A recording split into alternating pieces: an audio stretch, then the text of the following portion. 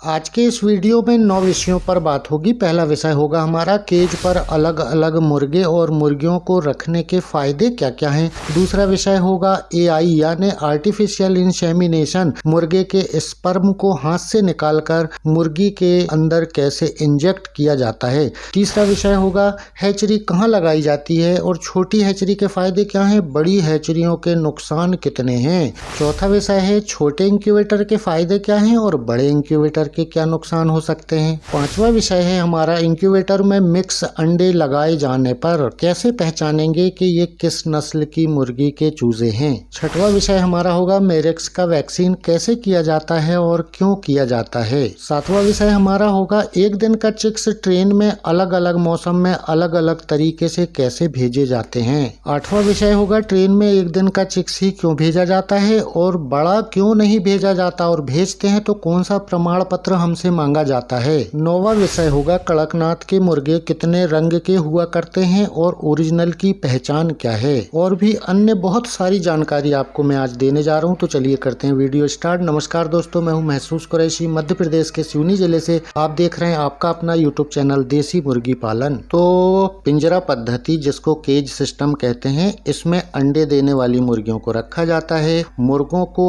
एक खंड में, एक पार्ट में मुर्गों को एक ही रखा जाता है। दो मुर्गे एक साथ नहीं रख सकते क्योंकि फिर ये लड़ाई करते हैं, और मुर्गियों को दो मुर्गियों को एक साथ रखा जाता है, वह लड़ती नहीं है। ऐसा करने से होता यह है कि इसमें बिजली का कोई खर्च नहीं आता है, दाना ऑटोमेटिक चलता है, पानी ऑटोमेटिक चलता है। मुर्गे और मुर्गियां जो है अंडों को फोड़कर कई बार खा जाती हैं, तो वह शिकायत भी नहीं आती है क्योंकि अंडा देते ही मुर्गी का केज होता है, पिंजरा होता है, वहां पर अंडा अपने आप वापस लुढ़क कर आ जाता है और मुर्गी की चोंच वहां तक नहीं पहुंच पाती है। यह फायदा है केज में मुर्गियों को रखने का। अगर हम यह पिंजरे बनवाकर मुर्गियों को अलग अलग रखना चाहते हैं, उनसे अंडे लेना चाहते हैं, क्वालिटी वाले अंडे, और सारी चीज ऑटोमेटिक चले, तो एक मुर्गी को रखने की जगह का खर्च जो आपको आएगा वो 250 रुपए यानी 250 रुपए पर बर्ड के हिसाब से आ सकता है। हर राज्यों का अलग अलग रेट होता है, थोड़ा सा ऊपर नीचे हो सकता है। दूसरा विषय हमारा प्राकृतिक ढंग से अंडे जो मिलते हैं, मुर्गी मुर्गे के बीच में मैटिंग होती है, उससे 15% अंडे ज्यादा कैसे लिए जाएं, उसके लिए AI की जाती है, आर्टिफिशियल इंसेमिनेशन। केज सिस्टम में मुर्गे मुर्गियों को अलग अलग रखा जाता है। मुर्गे को पिंजरे से निकालकर क्लोका होता है, वह हाथों से रफ करते हैं, और जो स्पर्म का कप होता है उसमें स्पर्म इकट्ठा किया जाता है। यह प्रक्रिया दिन में 12 बजे से 2 बजे के बीच में की जाती है, और स्पर्म मुर्गी को इंजेक्ट करने के लिए इसकी गन आती है, कुछ लोग ड्रॉपर से भी करते हैं।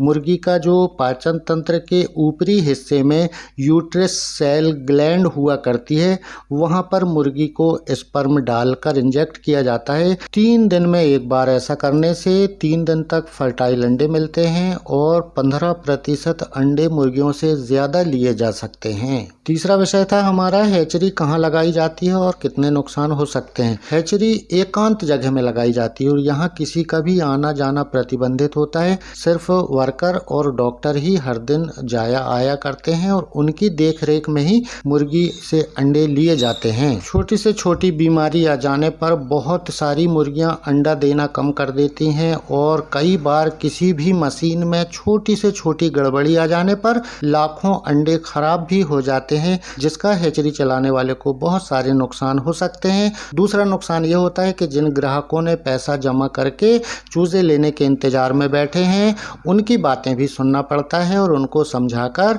अगले हैच के लिए तैयार करना पड़ता है। चौथा विषय था हमारा छोटे इंक्यूबेटर से चिक्स निकालने के फायदे क्या हैं और बड़े इंक्यूबेटर से चिक्स निकालने के फायदे नुकसान क्या हैं। छोटे इंक्यूबेटर से चिक्स निकालने का फायदा सबसे बड़ा ये है भैया कि आपके आंखों के सामने आपने अंडा लगाया और हेल्दी चिक्स अपने हाथों से निकाल लिया। छोटे इंक्यूबेटर का एक फायदा और है, अगर अंडे खराब भी हुए तो छोटा इंक्यूबेटर है, कम ही हुए, और जो खरीद के बुलवाते हैं कैसे आ रहे हैं, कितने घंटे में पहुंच रहे हैं, कैसी क्वालिटी है, ये सब पता नहीं होता है। दूसरी चीज, छोटे इंक्यूबेटर में एक नुकसान होता है कि अगर आप मेरेक्स का वैक्सीन नहीं करते हैं तो बहुत सारे नुकसान हो सकते हैं। बड़े इंक्यूबेटर के फायदे, अगर सारे चिक्स कुशलता से आपको निकालना आता है, निकल गए, पहले से बच्चा बुक है तो आपकी बल्ले बल्ले, और अगर कोई गड़बड़ी आई तो लाखों अंडे एक बार में लगाए जाते हैं, आपकी स्क्रीन के सामने है, हजारों अंडे लाखों अंडे खराब भी हुआ करते हैं। पांचवा विषय था हमारा इंक्यूबेटर में मिक्स अंडे लगाए जाने पर कैसे पहचानते हैं कि अंडे से निकला हुआ चिक्स किस प्रजाति का है। तो सबसे पहले तो यह है कि अगर पेरेंट स्टॉक आपका है, अंडे देने वाली मुर्गियां आपकी हैं,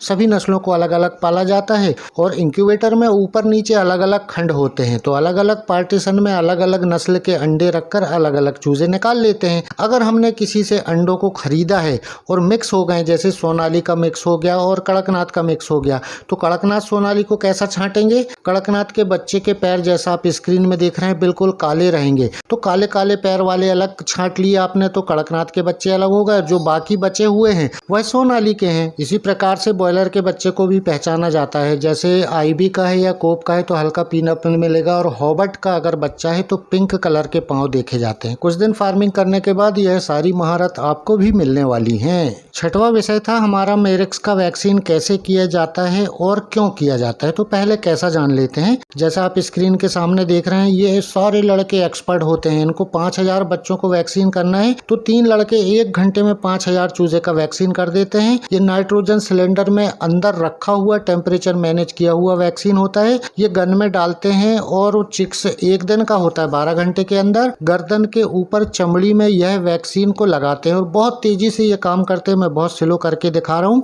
और क्यों किया जाता है, तो क्यों का जवाब यह है मेरे भाई कि इस बीमारी का कोई इलाज नहीं है। 7वां विषय था हमारा 1 दिन का बच्चा ट्रेन में अलग अलग मौसम में अलग अलग तरीके से कैसे भेजे जाते हैं। मैं आपको बता देता हूँ। ठंड के दिन हैं तो एक बॉक्स में 4 पार्टीशन होते हैं, आप 80 बच्चे भी कहीं भी ट्रेन में ट्रेवल करा सकते हैं। और थोड़ी सी हल्की फुल्की गर्मी पड़ रही है तो 60 बच्चे कर दो भैया, 15-15 4 खंड में भर दो। और अगर बहुत तेज गर्मी है तो फिर हमें बहुत कम बच्चे भरना पड़ता है, 10-10 बच्चे 4 खंड में, यानी एक कार्टून में 40 बच्चे और चारों खंड में 4-4 छोटे छोटे टुकड़े तरबूज के रखकर सफ़र कराया जाता है, क्योंकि यह भूख प्यास से गर्मी ज़्यादा होती है तो मर ना जाए। और तरबूज इसलिए कि उसमें पानी होता है और कार्बोहाइड्रेट भी होता है, तो वो बच्चों को सफ़र करने में मदद मिलती है। 8वां विषय था हमारा ट्रेन में 1 दिन का चिक्स ही क्यों भेजा जाता है, बड़ा क्यों नहीं भेजा जाता, और बड़ा भेजेंगे तो कौन सा प्रमाण पत्र लगता है। तो मैं आपको बता देता हूँ। रेलवे विभाग भी मानता है कि 1 दिन का बच्चा अंडे से निकला, मेरिक्स का वैक्सीन हुआ, कार्टून में पैक हुआ और रवाना,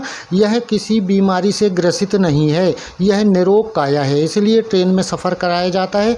बड़ी मुर्गियों के लिए वो जैसे दिल्ली से कानपुर भेजना है तो दिल्ली से वेटनरी वाले सरकारी डॉक्टर से आप प्रमाण पत्र लीजिएगा कि मैं जो बड़ी मुर्गियां ट्रेन में भेज रहा हूं यह सारी मुर्गियां स्वस्थ हैं, इनको कोई बीमारी नहीं है। उस प्रमाण पत्र के साथ जैसे दिल्ली से कानपुर भेजना है तो इस स्थिति में प्रमाण पत्र दिखाएंगे तभी बिल्टी बनेगी और बच्चा भेजा जाएगा। ऐसी स्थिति में बड़ी मुर्गियों को ऐसी गाड़ियों में सफ़र कराया जाता है जैसा आप स्क्रीन में देख रहे हैं।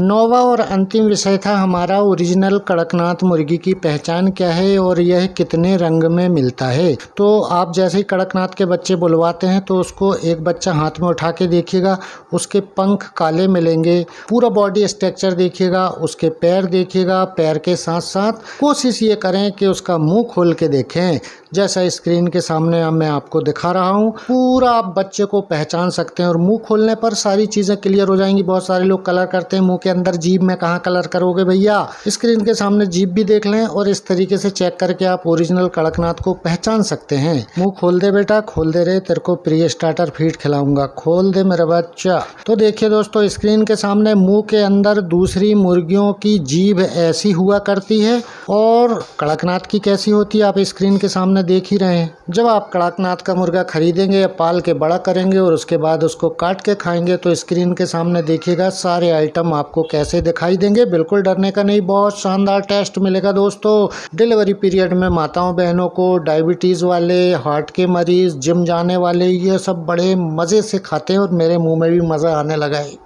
अब बात आ जाती कि कड़कनाथ कितने रंगों में पाया जाता है। तो आप स्क्रीन के सामने देखिए, गर्दन के नीचे हल्का गोल्डन कलर भी मिलता है, एक में कलगी हल्की सी लाल होती है और ये देखें एक बीच में छुपा है, घूंघट में चांद होगा, घूंघट डाल के खड़ा हुआ, ये भी कड़कनाथ है।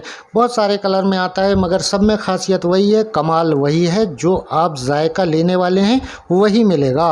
एक बहुत शानदार वीडियो मैंने बनाया था 9 नस्लों को क्यों पाला जाता है और उनकी विशेषता क्या है। अगर आपने अभी तक नहीं देखा है तो ऊपर आई बटन पे ये वीडियो देख लीजिएगा।